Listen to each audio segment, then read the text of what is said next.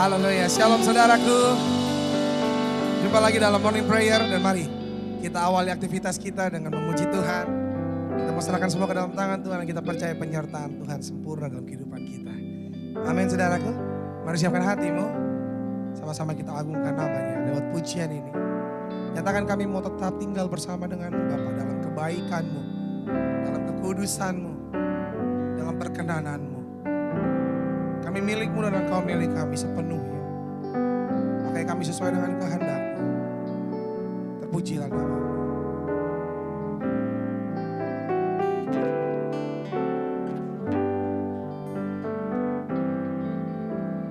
Tinggal sertaku, hari telah senja, gelap makin turun, Tuhan tinggallah, lain pertolongan tiada ku temu. Maha penolong tinggal sertaku.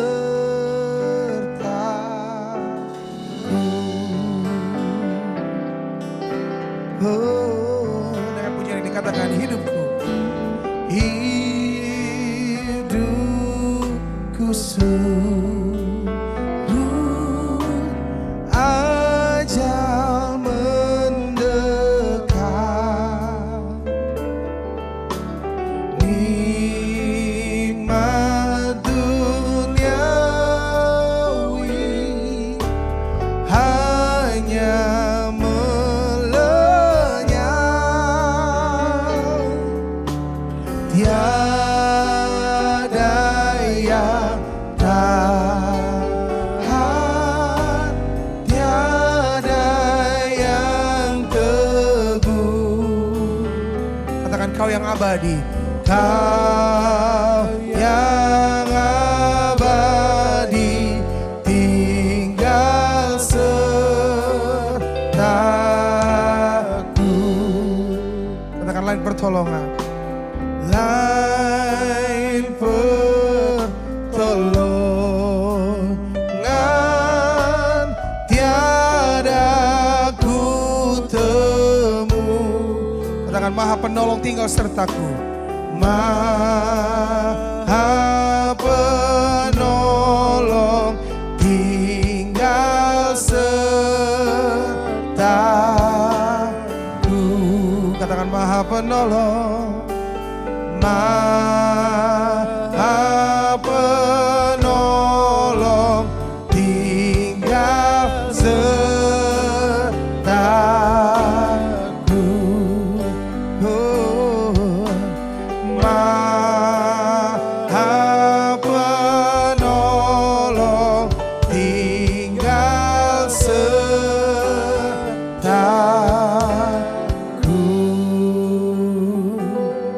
Tinggal bersama kami, Engkau sumber pertolongan kami Bapa, sumber kekuatan. Oh, I love you Lord, I love you Jesus, I love you Lord. Oh, I love you Lord, I love you Jesus. Oh, thank you Lord. Oh, thank you Lord, thank you Jesus. Oh, how I love you, I love you. Lain pertolongan tiada ku temu, maha penolong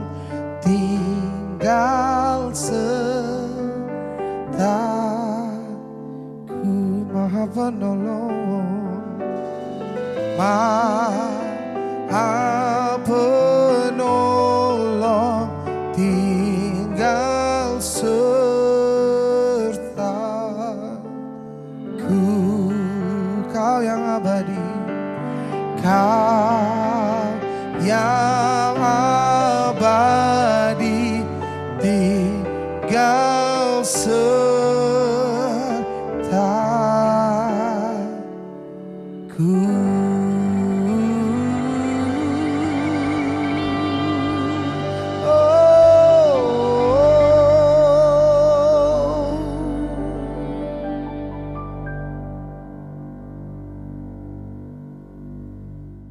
Shalom saudara-saudara yang dikasihi Tuhan Yesus. Senang bisa ketemu lagi dalam sharing Family Morning Prayer pagi hari ini.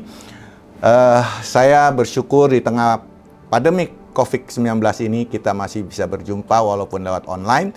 Tetapi kiranya kasih karunia Tuhan, pemeliharaan, perlindungan senantiasa ada pada saudara dan keluarga.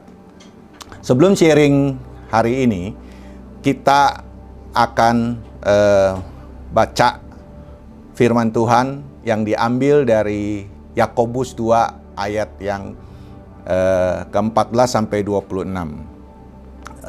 Saudara dapat membacanya seluruh perikop di rumah, tetapi saya akan menekankan pada ayat yang ke-26. Yakobus 2 ayat yang ke-26. Sebab seperti tubuh tanpa roh adalah mati.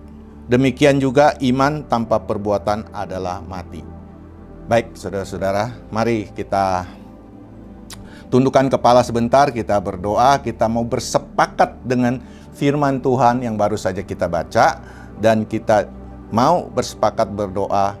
Bapa, kami bersyukur, kami percaya ketika kami bersehati berdoa bersepakat dengan firman-Mu, kami tahu Engkau ada di tengah-tengah kami untuk melakukan pekerjaan yang besar melalui firman-Mu yang berkuasa, mengubahkan hidup kami. Firman-Mu yang berkuasa dan berdaulat itu akan bekerja menurut apa yang Kau perintahkan bagi hidup kami.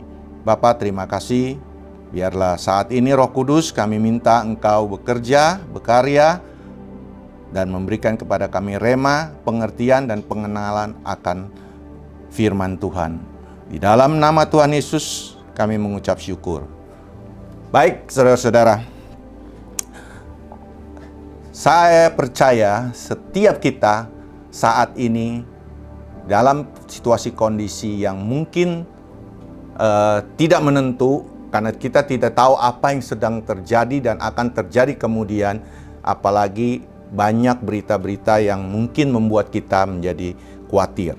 Saya berdoa, semoga di dalam situasi ini justru kita bukan menjadi takut, menjadi khawatir berlebihan, tetapi justru kita bangkit dan seperti pesan gembala bahwa kita ini harus bangkit, move on dan move up. Dan Tuhan sedang mau melakukan sesuatu yang besar melalui hidup kita. Minimal hari-hari ini saya percaya Tuhan sedang mau pakai hidup kita menjadi rekan sekerjanya untuk dapat menjadi saluran berkat bagi orang lain. Saya percaya ada beberapa hal yang sudah kita bahas sebelum dalam Family Morning Prayer sebelum ini, yaitu saya pernah sharing mengenai prayer we need, di mana kita terus tidak henti-hentinya harus berdoa, dan doa kita akhir-akhir ini mungkin jangan lagi didasarkan pada apa yang kita minta saja, tetapi ada hal yang Tuhan sudah sediakan, Tuhan sudah jawab. Tetapi kita berdoa supaya Tuhan mengangkat setiap kekhawatiran kita akan segala sesuatu yang mungkin tidak dapat kita hadapi saat-saat ini. Dan dalam seri help atau pertolongan, saudara bayangkan kalau kita misalnya datang kepada seseorang saja yang mungkin kita anggap bisa menolong kita. Kita yakin bahwa dia sanggup menolong kita. Maka ketika kita berdoa kepada Tuhan yang punya segala langit dan bumi, kita juga harus percaya bahwa Tuhan sanggup menolong kita. Dan terakhir sebelum sharing hari ini, saya ada sharing mengenai listen. Ya, Tuhan sedang berbicara mengenai situasi kondisi yang ada saat ini untuk kita. Ada hal-hal yang mungkin kita harus lebih peka. Kita mengembangkan kepekaan kita untuk dapat menangkap apa yang Tuhan sedang mau bicara melalui situasi kondisi yang sedang terjadi dan apa yang Tuhan sampaikan melalui firman Tuhan. Dan tibalah hari ini saya akan sharing mengenai apa yang harus kita kerjakan. Oleh sebab itu tema hari ini kita beri judul Do It atau lakukan. Setelah kita berdoa, setelah kita percaya Tuhan sangat menolong kita, setelah kita yakin apa yang kita percaya itu Tuhan pasti sediakan bagi kita. Dan ketika kita telah mendengar pesan-pesan itu, sikap attitude kita adalah, maukah kita taat melakukannya? Oleh sebab itu hari ini saya ajak kita, yuk mulai saat ini, dari diri kita, kita mau katakan pada Tuhan, yes Tuhan, aku mau lakukan.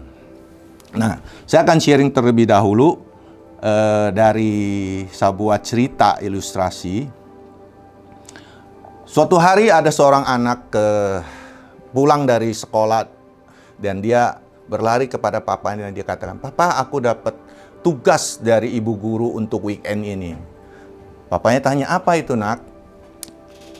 "Aku harus memeluk 10 orang dan mengatakan kepada mereka bahwa mereka harus bersabarlah, percayalah, dan aku mengasihimu." Jadi si anak itu pulang dengan satu tugas dari ibunya dan ibu gurunya. Lalu dia berkata, "Papa, tolong besok kita ke mall yuk," katanya. "Saya harus mengerjakan tugas PR ini dari ibu guru."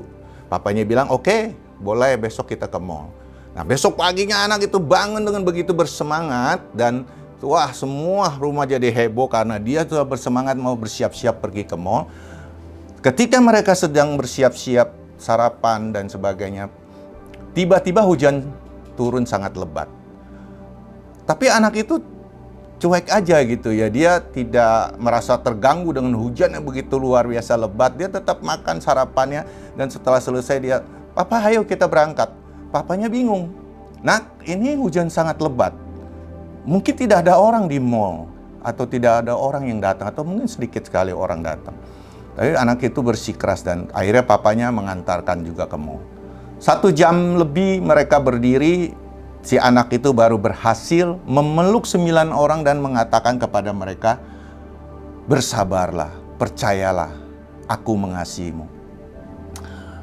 Si papanya ini melihat anak itu sudah agak kecapean dan berkata, "Ayo nak, kita pulang saja."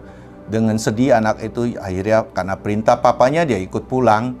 Tapi dalam perjalanan dia masih sangat penasaran. Dia melihat ke kiri ke kanan, siapa tahu ada orang di pinggir jalan atau apa. Walaupun hujan masih lebat. Sampai sudah mendekati rumahnya, dia tiba-tiba berkata kepada papa, "Papa, stop Pak."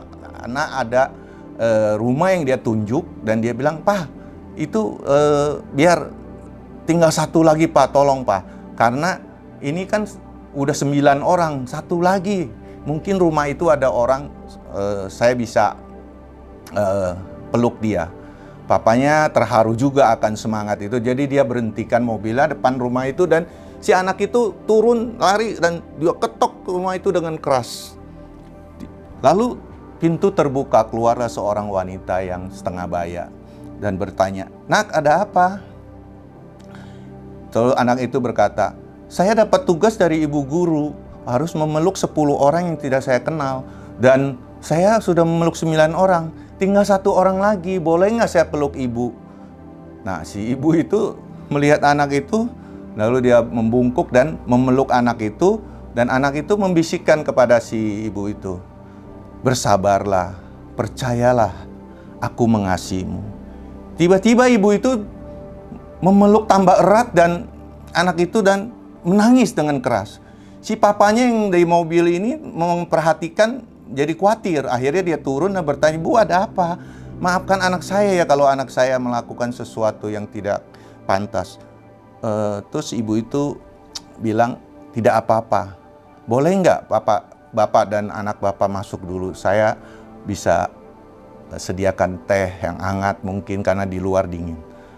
Nah, ketika mereka sudah masuk, ibu itu bercerita bahwa dia belum lama ini kehilangan suaminya. Dan dia sedang dalam keadaan yang sangat putus asa. Dia sedang depresi, dia sedang kesepian sekali. Dan dia sudah bermaksud mengakhiri hidupnya.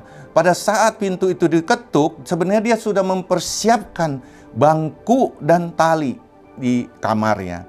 Dan dia sudah minta ampun dan sedang berdoa dalam keraguannya, kegalauannya itu, tiba-tiba pintu itu diketuk. Dan ketika dia keluar, ketika anak itu minta dipeluk dan memeluk dia dan membisikkan kata-kata, "Bersabarlah, percayalah, aku mengasihimu." Ketika itulah saya sadar bahwa itu adalah pesan Tuhan buat saya. Jawaban yang dalam kegalauan doa saya. Dan sejak saat itu, saya mengambil keputusan bahwa saya mau melakukan sesuatu bagi hidup saya. Bahwa hidup saya berharga dan dikasihi Tuhan. Bahwa apa yang saya percayai tentang pengharapan saya dalam Tuhan itu tidak sia-sia. Saya hanya butuh tetap lebih bersabar dalam menghadapi apa yang saya hadapi saat ini. Oleh sebab itu saya memutuskan untuk membuat hidup saya lebih berarti bagi orang lain khususnya. Berbuat hal-hal yang positif yang menjadi berkat. Baiklah saudara-saudara, sama seperti anak kecil yang dalam cerita kita. Ada satu tugas, PR, misi kerajaan Allah bagi hidup kita masing-masing. Apakah kita seperti anak kecil itu yang begitu antusias untuk melakukan tugasnya, sehingga akhirnya Tuhan pakai menjadi berkat dan menyelamatkan orang lain? Hari ini, mari kita jangan banyak 1001 alasan lagi. Anak kecil itu tidak peduli hari hujan. Tidak peduli bahwa hari itu mungkin tidak ada orang di mall. Tidak ada yang menghalangi dia lagi untuk dia melakukan apa yang menjadi tugasnya yang diberikan oleh ibu gurunya. Nah, hari ini kita mendapatkan tugas misi kerajaan Allah untuk kita menjadi saluran berkat. Apa keputusanmu? Apa yang akan kita lakukan? Oleh sebab itu judul sharing kita hari ini adalah Do It, lakukanlah. Seperti anak kecil itu, dia lakukan apa yang dia bisa, apa yang dia mengerti mengenai kebaikan ini. Apa yang dia lakukan adalah apa yang dia sanggup. Dia lakukan dengan antusias. Dia lakukan hari di mana dia ditugaskan pada weekend itu tanpa menunda. Dan dia tidak mau menunda, bahkan hanya tinggal satu orang pun dia tidak mau menunda. Bahkan dia harus selesaikan sampai tuntas. Saudara-saudara yang kekasih, saya percaya kita semua pasti punya situasi kondisi masing-masing, di mana kita bisa saja punya alasan untuk tidak melakukan apa yang sudah kita mengerti, apa bahkan yang mungkin sudah kita imani. Sebab sekali lagi ayat yang kita baca hari ini adalah iman tanpa perbuatan adalah mati. Oleh sebab itu baik kita beriman. Sebab iman adalah dasar dari segala sesuatu yang kita harapkan. Tapi iman juga adalah bukti bahwa kita percaya bahwa apa yang tidak kita lihat, yang kita harapkan, yang belum terlihat, itu bisa Tuhan genapi dalam hidup kita. Oleh sebab itu, mari kita mulai bertindak. Do it, dan lakukan itu dengan ketaatan. Attitude, sikap hati yang diambil oleh si ibu tadi itu adalah taat. Ketika dia mendengar message itu, Dia tahu, oh Tuhan sedang berbicara kepada hidupnya, dan dia meresponi itu dengan suatu ketaatan. Nah, saudara-saudara, saya percaya dalam hidup kita, Tuhan berikan masing-masing talenta, potensi yang dapat kita kerjakan. Hari ini kita tidak perlu menunggu kita ahli dalam segala sesuatu, menunggu kita kaya, menunggu kita berkuasa, supaya kita bisa melakukan kebaikan bagi orang lain.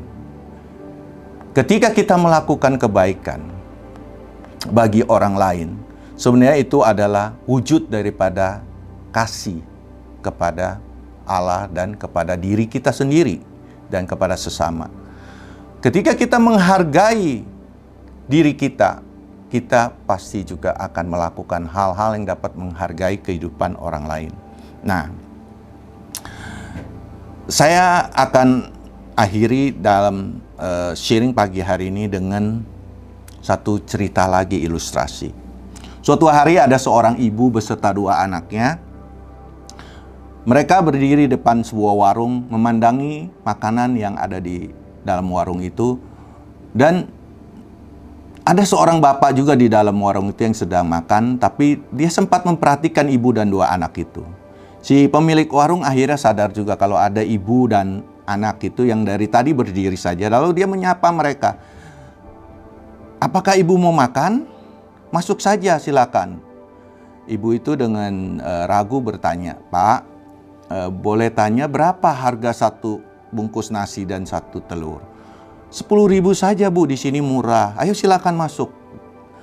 Lalu si ibu itu menjawab dengan lebih suara bergetar lagi. Dia katakan gini, maaf Pak, tapi kami bertiga, saya tidak punya cukup uang untuk makan bertiga. Si bapak itu tersenyum dan berkata gini, ayo ibu masuk aja, nggak apa-apa, silakan. Lalu disediakan tempat duduk bertiga, disediakan makan. Anak dan ibu saling pandang. Sebab apa? Bapak itu bukan saja memberi mereka nasi dan telur, tetapi bapak itu ternyata memberi mereka 3 piring makan dengan segala lauk pauk yang tidak mereka minta. Lalu mempersilakan mereka untuk silakan makan, nggak apa-apa. Ini gratis untuk ibu dan anak. Mereka saling pandang, anak dan ibu ragu, tetapi akhirnya karena mungkin sudah lapar, mereka makan juga dengan lahap.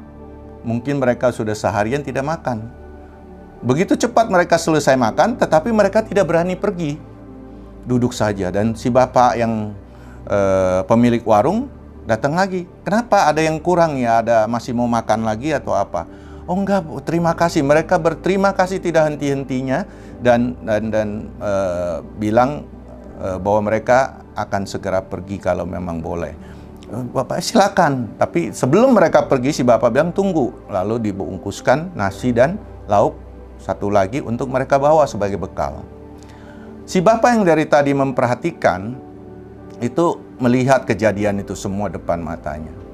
Lalu setelah ibu dan anak itu pergi, si bapak itu bangkit dan mau bayar. Berapa Pak? Tanyanya kepada pemilik warung. Oh, 20.000, karena yang dimakan oleh bapak itu hanya 20.000. Jadi kemudian si bapak itu keluarkan uang 100.000. Nah, si pemilik warung mau mengembalikan, tapi dibilang, tidak usah Pak, ini untuk bayar yang ibu dan anak itu juga. Oh jangan, itu saya sudah gratiskan mereka Pak. Tidak apa-apa Pak, terima saja ini untuk ibu dan anak itu juga. Teruslah berbuat baik. Lalu si pemilik warung itu karena didesak, akhirnya dia terima juga, dan dia juga balas berkata, Bapak juga terus berbuat baik. Cerita yang luar biasa menurut saya. Karena apa? Kebaikan yang mereka lakukan itu bukan saja tepat waktunya, tepat gunanya, tetapi itu tepat sasarannya. Jadi mereka itu melakukan sesuatu yang saat itu dibutuhkan. Ada seorang ibu yang miskin yang mungkin dalam kesulitan ekonomi entah kenapa, tetapi dia berani jujur berkata kepada pemilik warung bahwa dia nggak punya uang cukup untuk bayar. Dan kejujurannya dihargai oleh pemilik warung yang baik itu. Dan pemilik warung itu meresponi dengan apa yang dia bisa lakukan.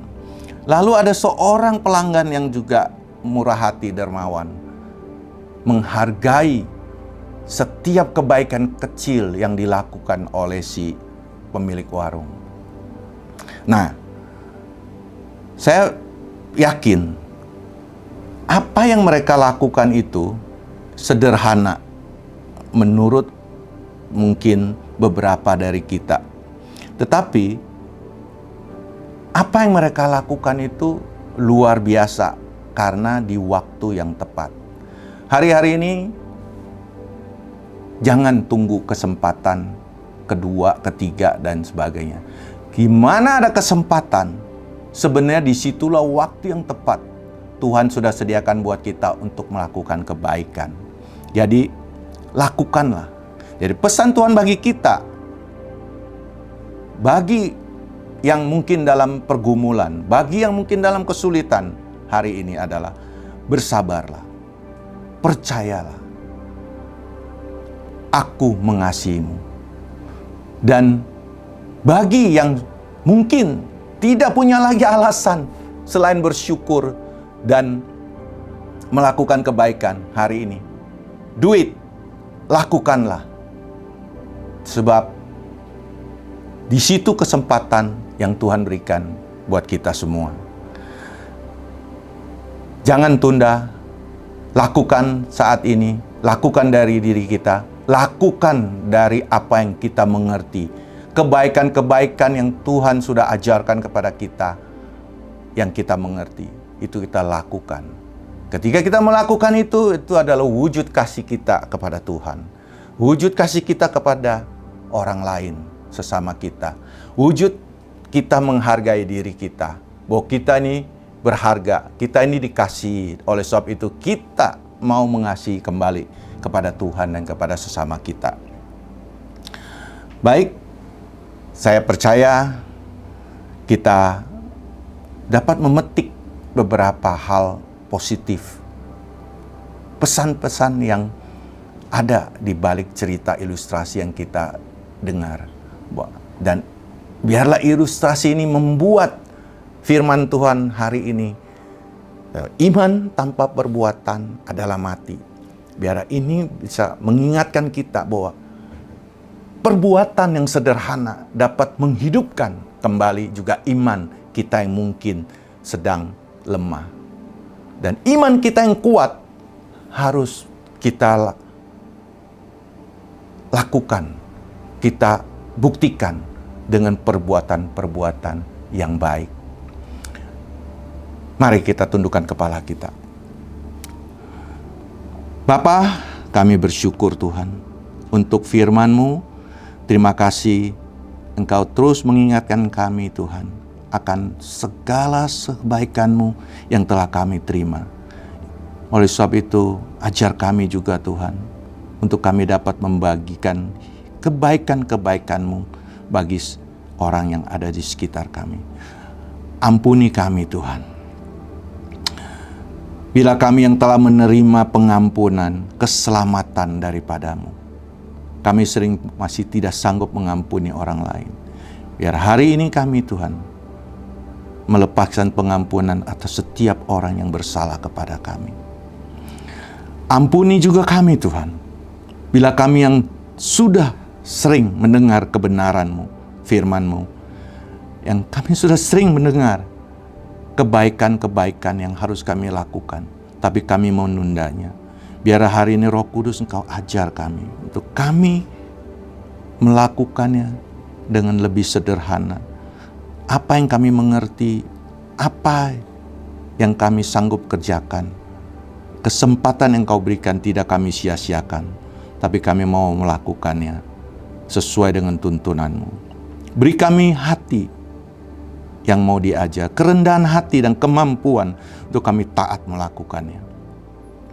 Terima kasih Bapa. Di dalam nama Tuhan Yesus, biar segala apa yang kami Tuhan telah terima, itu boleh kami kembalikan menjadi kemuliaan bagi nama-Mu. Haleluya. Amin.